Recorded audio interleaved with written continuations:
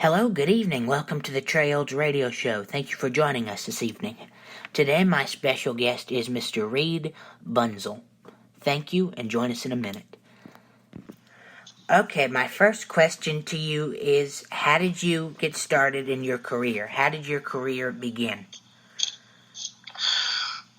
I always knew that I wanted to do two things in life. One was to work on the radio, and the second was to write.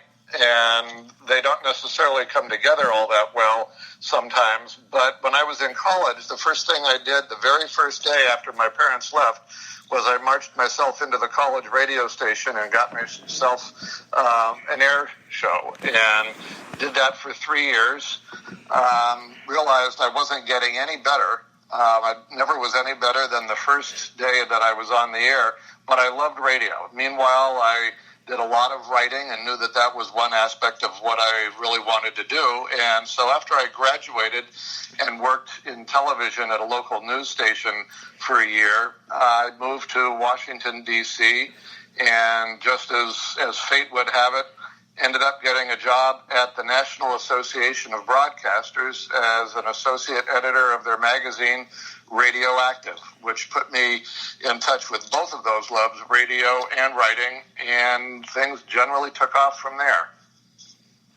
Do you still do radio today? Are you active in the radio? I'm active in radio only to the point where I do interviews such as with yourself, and I have, through my own company, a couple of business clients who are in the radio business, and I do editing for them. I publish their books, that sort of thing. I kind of moved out of radio probably about 4 or 5 years ago when I started writing fiction and nonfiction full time. Mm-hmm. My next question is, what do you find is the most challenging part throughout your career, if it was in radio or writing? What do you find is challenging? Wow, what a great question, because when you love what you do, it's hard to be, to find things overly challenging. But I think in my case, and I'm going to be honest about the radio industry, I think one of the things that I found really challenging was finding enough to write about or to talk about that was different from the year before. A lot of radio tends to be the same issues regurgitated from year to year, and I look even now and see things that aren't that much different than they were 30 or 40 years ago, back when I really first got started. And so I think really the biggest challenge for me was to find a new way to put a new spin on the same old thing. But at the same time, I think people change, and they put up challenges for themselves. And what I did was every 5 or 6 years I would move on to a different job that allowed me to see a different facet of the entertainment industry. I started out working specifically in radio, and then when I moved to Los Angeles, I ended up working in both the radio and the recording industry, at Radio and Records, the trade publication. And so that opened up things to me, and then I moved on from there and ended up becoming the editor-in-chief of another radio and music trade publication, and then later in my career became the CEO of an online digital streaming music company. And so there were constantly new challenges, and that's what, to me, made it fun. Yeah, I'm always up for a challenge, Mm-hmm. Yeah, I hear you. Yeah. How do you remain challenged? I'm not going to turn this interview around, but how do you stay challenged? Well, I always keep busy. I try to. Mm-hmm. I do 3 interviews a week, so that's. Wow. Yeah. That was one of the parts of my job that I loved the most, was the interviewing, because whether it was your ordinary business person in the radio industry or a celebrity, that happened to cross my path that warranted an interview, a Q&A type of thing, to me that was the funnest part of my career, because I would get to know an individual that I didn't know before. It allowed me to ask questions that that they might not have been asked, or that my readers would want to know the answer to. And there's some really fascinating people out there that I think you don't really get to know unless you have a chance to talk to them firsthand. Yeah, I've met a lot of interesting people throughout I've been in radio for 6 years. I started when I was 13, but when I first started out in radio, I did music. Then I transitioned to talk radio like this. I see. Sure. Interesting.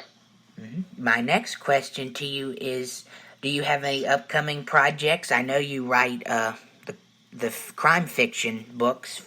Do you have any upcoming books you can share? I have several of them. I'm constantly writing. I write every morning, 5 days a week, and I get up early to do it and finish by noon. But I turn out several thousand words a day, and so yes, I've got several projects in the pipeline. I have a reprint of a crime novel that just came out called Palmetto Blood, and the sequel to that one, which is also a reprint that's published by Epicenter Press and Coffeetown Press in Seattle. That's Skeleton Key. It comes out in September.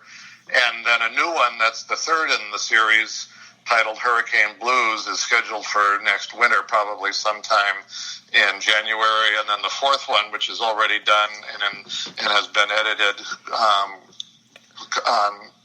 called Skeleton Key, is coming out next summer.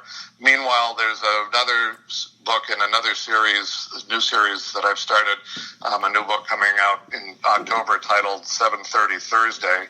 All of these books take place here in Charleston, where I live. It's just such a wonderfully ripe location to plant a crime novel.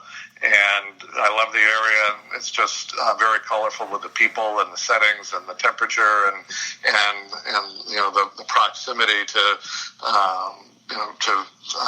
crime up and down the Carolina coast. So those are the books that are coming out, and I have another one with my agent right now that she's going to start placing sometime in the next couple of weeks. And I'm also currently writing an international thriller that takes place on 4 continents.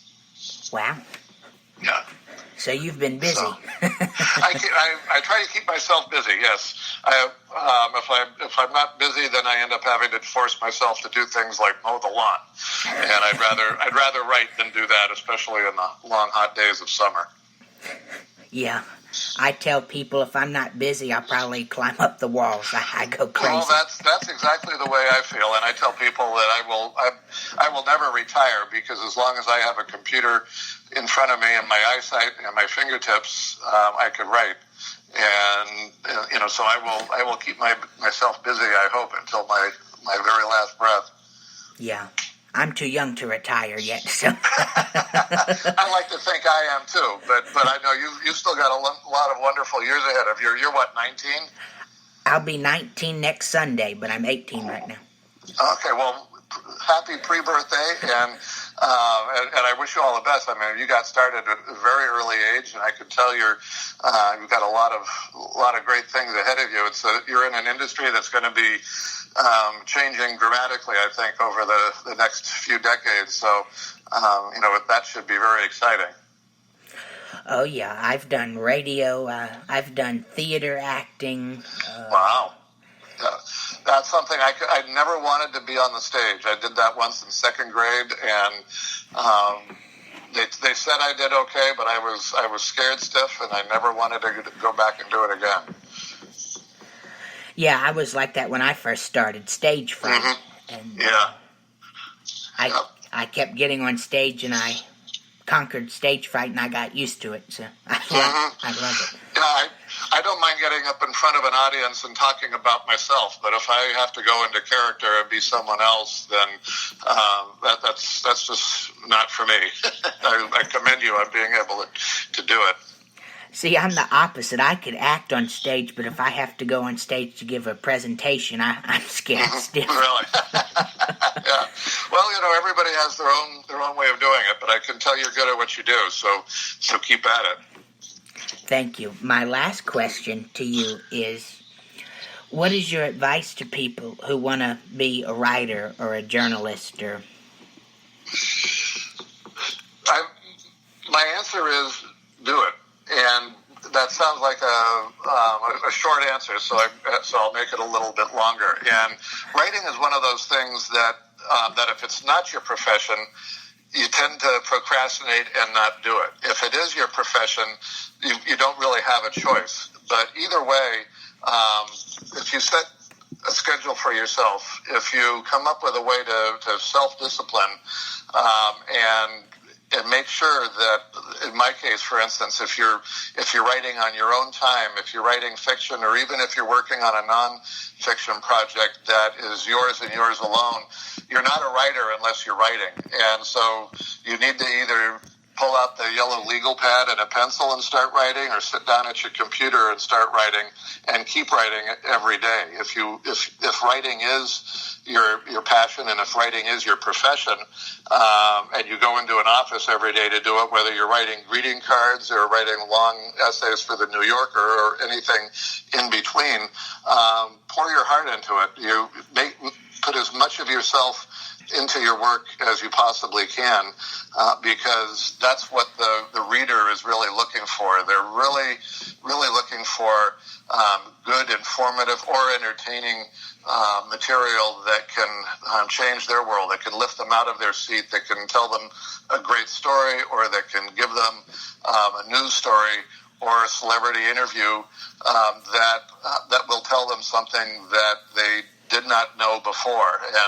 And if you go about it that way, if you really make the writing, if you make the journalism or the fiction writing or whatever it is, if you make that a part of who you are every day, then that's who you become. And if you really want to be a writer, if you really want to become and stay a writer, that's how you do it. You just do it until that is who you are. yeah, that's the most important thing. Do it, and if you enjoy it, and you have to have fun. You have to enjoy doing it. That's absolutely right. And I can tell that you enjoy what you're doing. And as long as you do, you're going to be great at it. And if you or anybody else starts getting bored, or it starts being tedious, ramp it up a notch, or turn it a little bit and do something you haven't done before. Because I think that's important in life, is to always challenge yourself. And if you find something getting tedious for yourself, or that you're not self-satisfied, you're not going to satisfy the reader. And you really need to do that as a writer, because if you don't give the reader something that they want, even if they don't know it's what they want, then your purpose isn't fulfilled. Yeah, exactly. You have to live up to your audience and your fans, because they make you. Whether you're a radio interviewer like you are, or a writer like I am, if you serve as a conduit between point A and point B, and if you fail in that, if you can't convey a good story, if you can't do a good interview as you're doing, I think you're not living up to your potential. And I think those who succeed in life doing what they want to do only do it if they live up to their potential. Yeah, exactly. And writing is not for everybody, or interviews are not for everybody. You have to find your certain niche, find your certain... That's right. And what I find interesting is that there are so many different niches, so many different professions and lines of work in the world, that most people, I think, find theirs. And it's not like when you're a child and somebody says, what do you want to be when you grow up? And the standard answer might be a baseball player or a fireman, because you don't really know what you want to be until you find that track and become what you want to be. And even then, you don't have to be just one thing. I know a lot of people in the writing industry, who good mystery writers and suspense writers who started out doing something completely different. And again, that's a way that you can meet new challenges in your life as you go, is to allow yourself the ability to change, to maybe reinvent yourself as you go, because it's important to stay fresh in your own mind, in your own heart, as you progress through this thing called life. Oh yeah, Yeah. Well, Mr. Bunzel, thank you for letting me